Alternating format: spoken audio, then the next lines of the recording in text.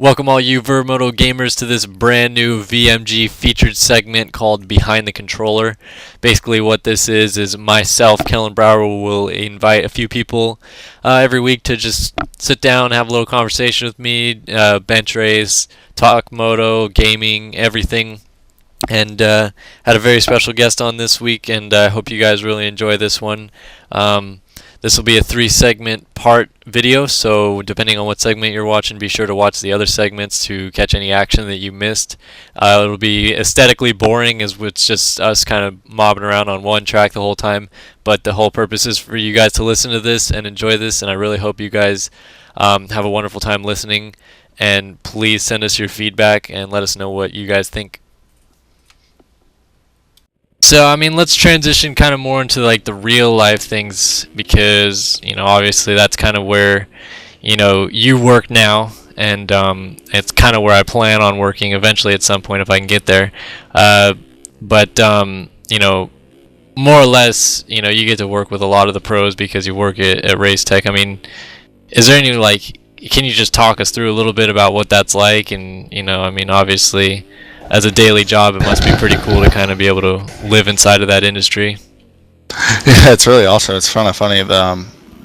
Back when I was at THQ, I was always like, I was a rider's best friend because, I mean, who doesn't want to be in a video game? It's very few people that don't want to be in a video game. So, you know, I was their buddy. If I went up to him and said, money talks sometimes. Come on. Well, yeah, maybe.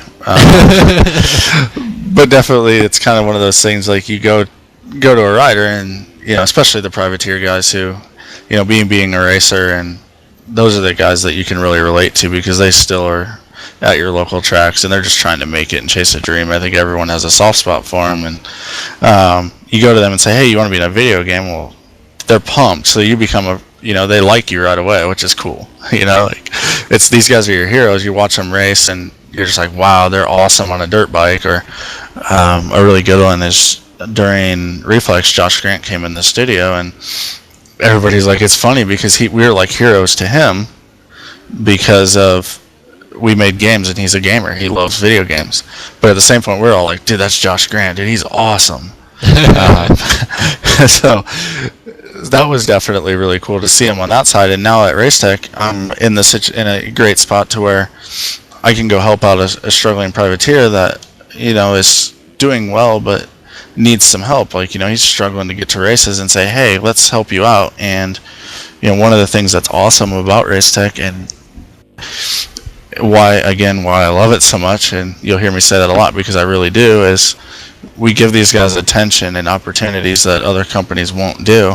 And, well, you know, a lot of it's they don't have the time or the resources to do it, whereas we built our company to be able to do it. And I get to go to a privateer, and for a great example is Mike Corbin, who you may or may, you know, a lot of you guys may or may not know. You know, he's a 450 guy who's always on the verge of making main events, and I mean, he had his dad doing his suspension last year during Supercross, and he's competing at the highest level, and he needed some support. Well, I get to go up to him and say, hey, let's help you out. Let's not just give you product, but let's actually spend some time testing and developing your bike. And on the backside, we get to develop our product and make it better.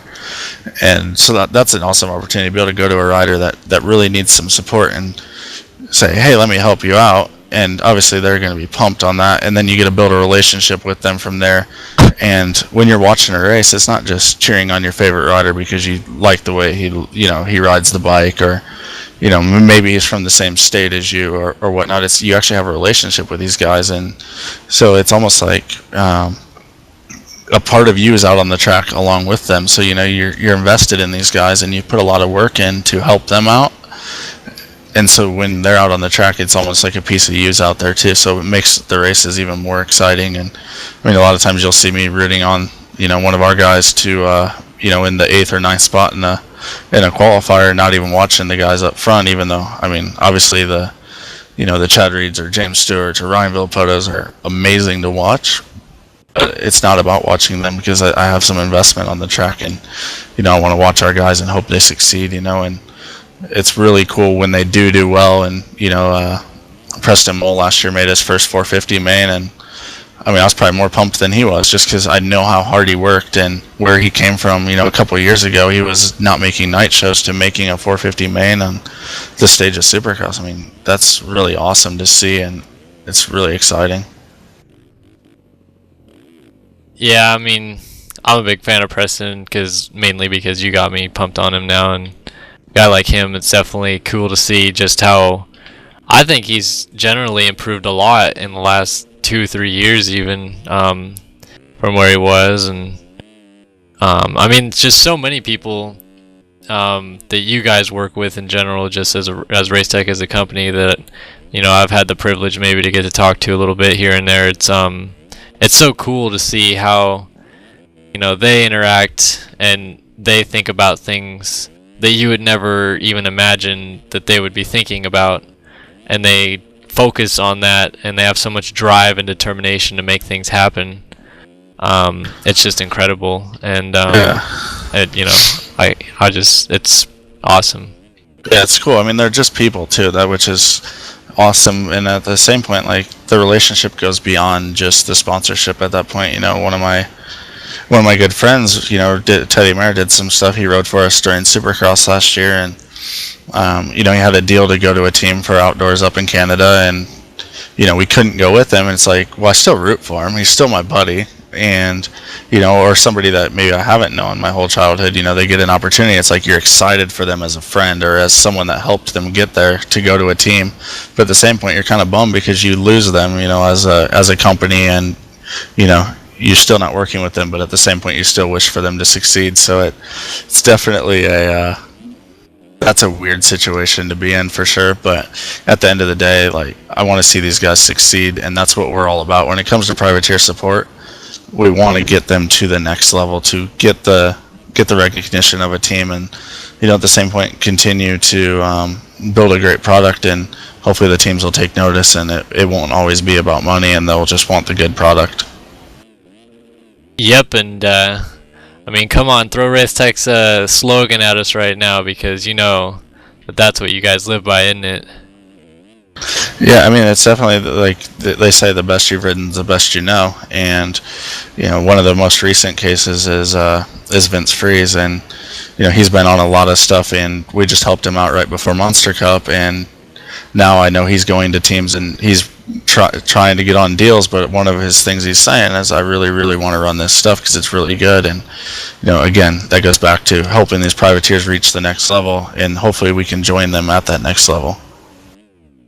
Yeah, absolutely. I mean, obviously you guys seem to be expanding quite a bit, and you just mentioned Vince Freeze. Any other names you could throw out as potential, or guys that seem to be enjoying your guys' stuff and you're gonna stick around for another year? I know, like you always say, Ben LeMay, but any more teams you guys hanging on, or what's the deal with Racetech coming 2013? Absolutely, it's crazy. 2 years ago, again, I knew Racetech a lot then because obviously they've been around since before I was born, so most guys know of the company, but I knew a little bit more about them because Rob Brown had gone there, and we'd again become pretty close. And they had one rider racing Supercross, and that was Ben LeMay. And for this year at A1, in 2012 at A1, I should say, we had a dozen riders. So obviously that's a huge improvement, and it's just continuing to grow for next year. It sounds like we'll be on a few different race teams.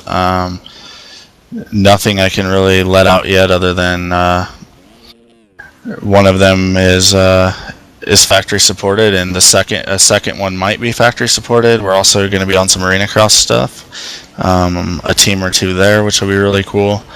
And then again, supporting as many of the privateers as we possibly can, trying to give these guys the support, and continue to expand and continue to grow, and let people, again, it's not just about the product, but it's also about the service, and letting them test and giving them that attention that I think they deserve. I mean, they're putting in laps and the hard work, the same stuff that the pro guys that are making a lot of money are doing. They're just, trying to get to the level to where they can at least make a living doing it. I mean, Preston's story about his training going out and driving his 88 pickup truck to a national, and then, I think he got, you probably know better than I do, but I think he was like 14th or something like that in a moto at Freestone.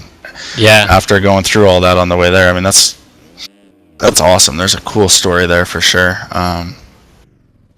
Hey, I went off subject completely and forgot your question, but No worries. I mean, shoot, I had a good question lined up. I can't remember right now, but I guess we were talking about a couple of the names, and yes, I definitely mentioned Vince Freeze, hopefully, and then a couple of race teams, and then it was really fun for me to work with Chris Bloss again because he was one of the first riders I really worked with on the NBA series. He came in and did a video shoot with us at the studio and took a tour and whatnot. So that one's pretty cool, and I've gotten to know him a little bit, so it's really fun for me to be able to work with him. I'm hoping to keep Preston Mull for next year. I know he's working on a couple deals that might or might not work out. LeMay will be back, and probably the newest one that I'm most excited about that's a new rider from Nationals last year is Derek Anderson. He did the whole Driven to Ride thing last year, and he's actually arriving tomorrow to stay at my boss's house for the winter and take on Supercross for the first time. And he's just so driven to reach that next level. He came from literally a year of being injured with his back to really turning some heads and actually getting some top 10 motos at some nationals, and I'm really excited to see how he does. And then also being able to work with some of my friends, like I said, I mentioned Teddy and Cody Gilmore. I've raced him since we've been on 80s together, and we've been really good friends, and now he's riding for us and racing Supercross, and so that's really fun too, is to be able to work with your friends is really cool. Yeah, I mean, absolutely. That sounds like kind of almost the dream job, if you ask me. But so let's break on. Just kind of before we wrap this up a little bit, let's break on beyond just the typical what Chris is doing at Race Tech, and let's break out those benches because 2013 is around the corner, Chris, and we got to get this going because I don't know who's going to win this championship. Do you? If I could see the future, I'd be making some bets. It's awesome as a fan to know that there's literally a handful of guys that have the potential to not just win races, but honestly be a championship threat. I mean, Kennard kind of proved it a couple of years ago that a rookie can come in and really compete. Obviously, we have Barsha moving in and Wilson moving in this year, which I have to think that they're both going to make an immediate splash. Barsha showed at the Monster Cup. He's a real player, and he's not scared to mix things up. He did it in the Nationals 2 years ago.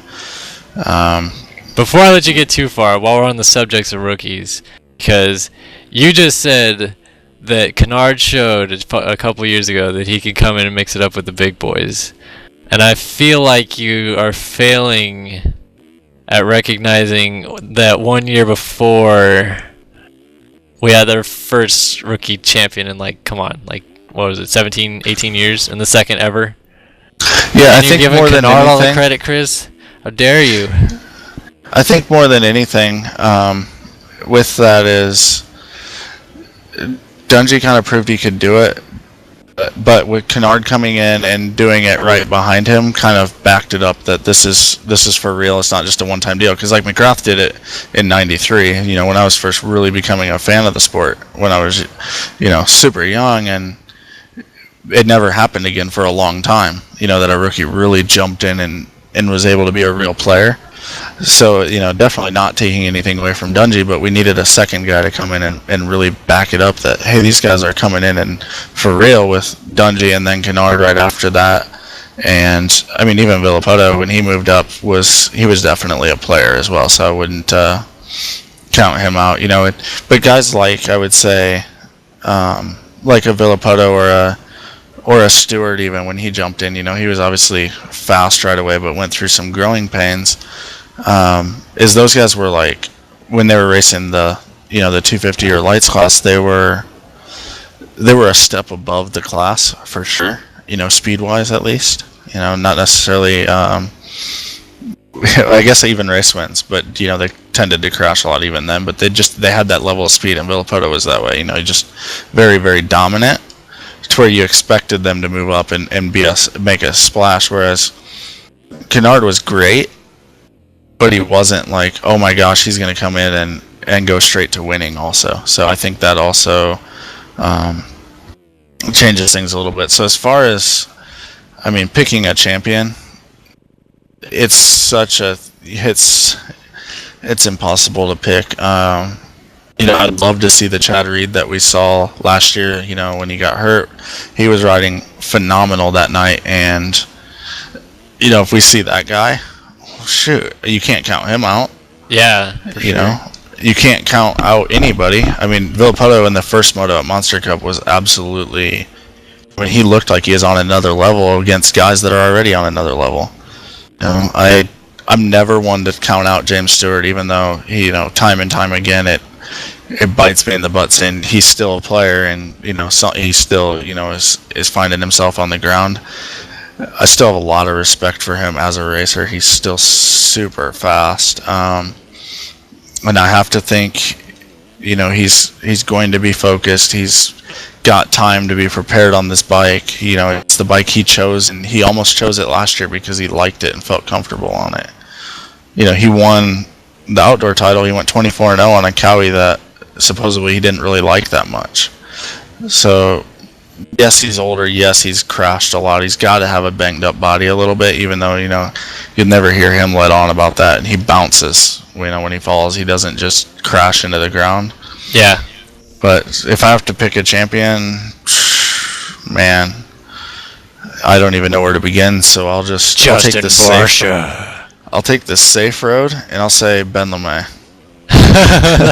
The safe road, yeah.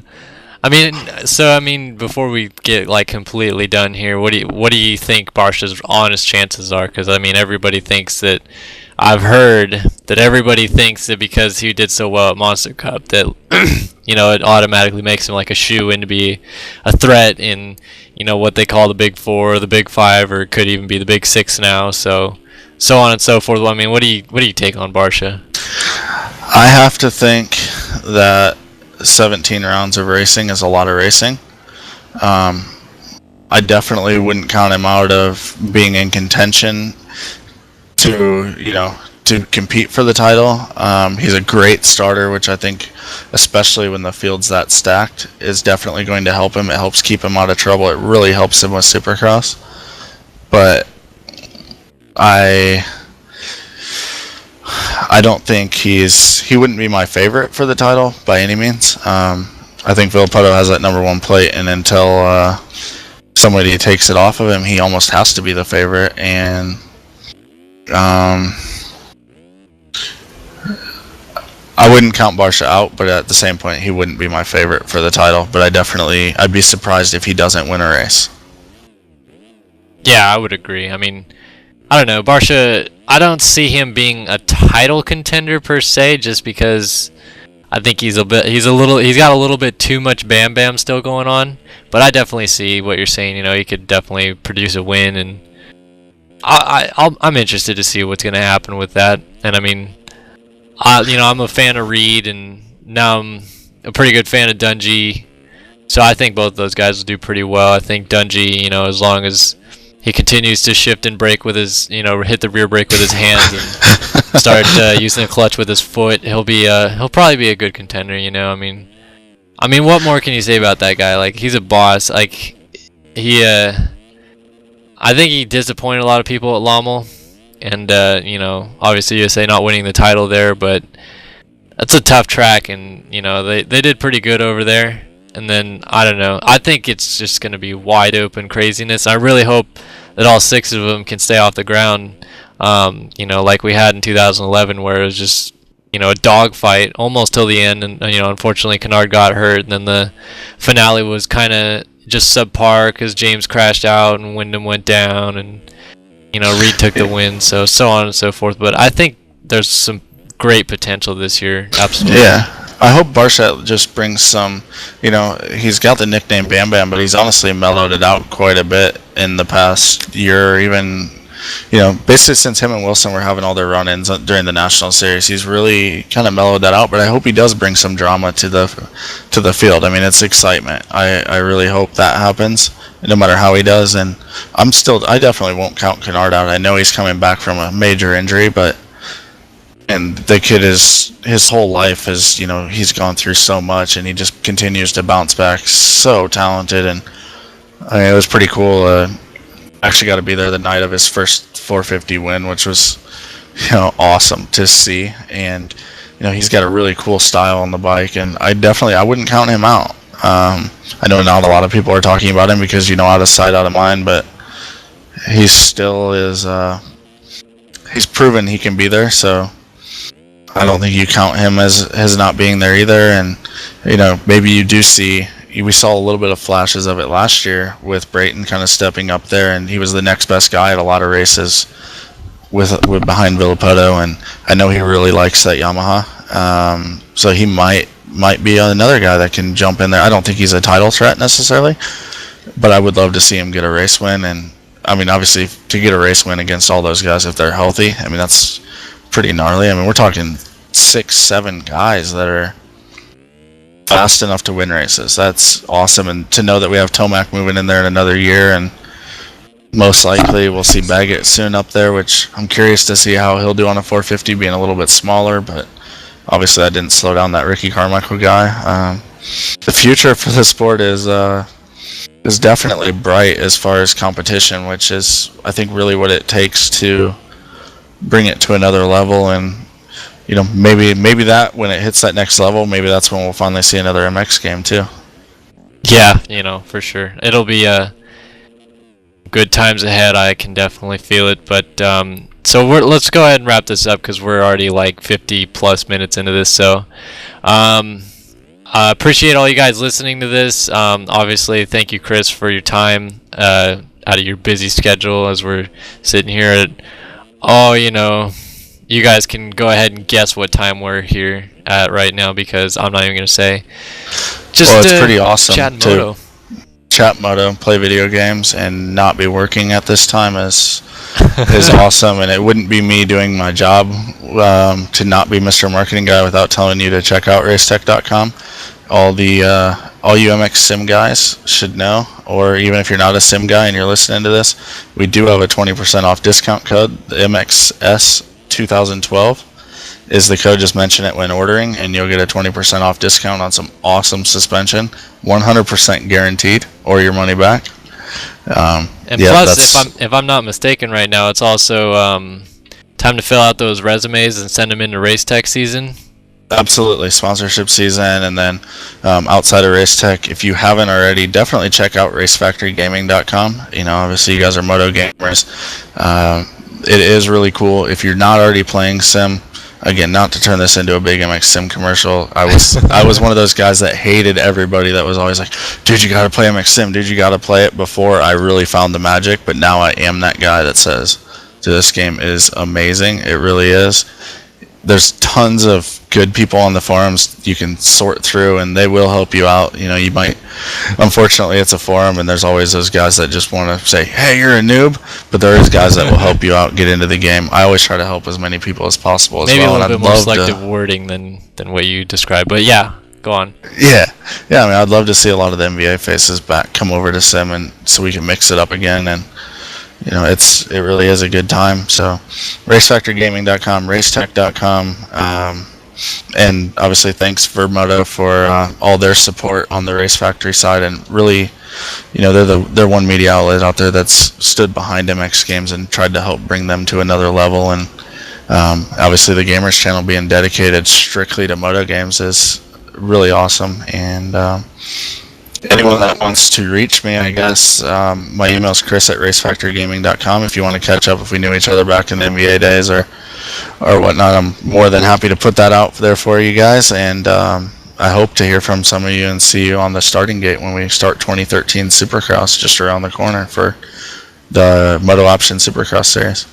Yeah, absolutely. And, hey guys, thanks for listening. If you guys, I want to make this kind of more of a routine, so if you guys like this, go ahead and please send in your feedback, and I don't even care, rate my email if you want to. It's just Crowder101. I'll put it in the description box, and like Chris said, you can email him too, and just chat moto and all that stuff. If you guys got any ideas or questions for the show, you can be sure to send that to our emails as well, or If you want, you can tweet at us. I mean, Chris, do you want me to pump your Twitter, or do you want to stay all hidden and secretive? I'm at Checkerz448, Checkerz with a Z on Twitter. Definitely follow me. I don't really tweet too much out. I actually run the Racetech Twitter, and you'll see a lot more on there. And that's at Racetech Suspend. No suspension, no SION on the end, just SUSPE. It's almost like it's got a suspenseful feeling to it. Like there's going to be more added to it, but you guys just left it. It's like there's some suspense, but there's no suspend. Yeah, so you guys can follow both of those accounts, reach me on both of them, and then also I actually do get the messages and whatnot for the RF Gaming account as well. That's RF_gaming on Twitter. So definitely follow it up. If you haven't already, like both Racetech and Race Factory Gaming on Facebook. Always some cool stuff going up there as well. Yeah, absolutely. So that's Chris's stuff. Just be sure to hit me up at Kellen Brower. I will also include that in the description box so we don't get all confused and get our panties in a bunch. And like I said, you guys just tweet questions at us. Hope to have more guests. If you guys want any specific guests, I'm not promising anything, but we could try to make some things happen. Like I said, again, thanks, Chris, for your time, and enjoyed playing some Racetech Field with you. I don't think that we can do much more than play sim, as I don't play NBA very much at all anymore, nor do I have a capture card. I don't think you do either, Chris, unfortunately, but we could probably try to break out and do a little bit something different. So yeah, I mean, if you guys have any ideas, be sure to just hit us up with your ideas, and we'll see if we can make it happen. But as always, thanks for listening, guys, and I hope you enjoyed it. I hope it wasn't too long, and if it wasn't long enough, let us know for sure. So again, thanks for your time, Chris. Thanks everybody for listening, and we'll see you guys next time. Thanks. Hey guys, thanks for listening to these again. None of this would be possible without the help of RaceFactoryGaming.com, so be sure to go check them out, and as well as all of the sponsors of RaceFactoryGaming.com. We'll be back with more of these, so keep up on it. And again, thank you so much for listening. For daily motocross pro and am coverage, be sure to log on to verbmoto.com, and if you like us, prove it.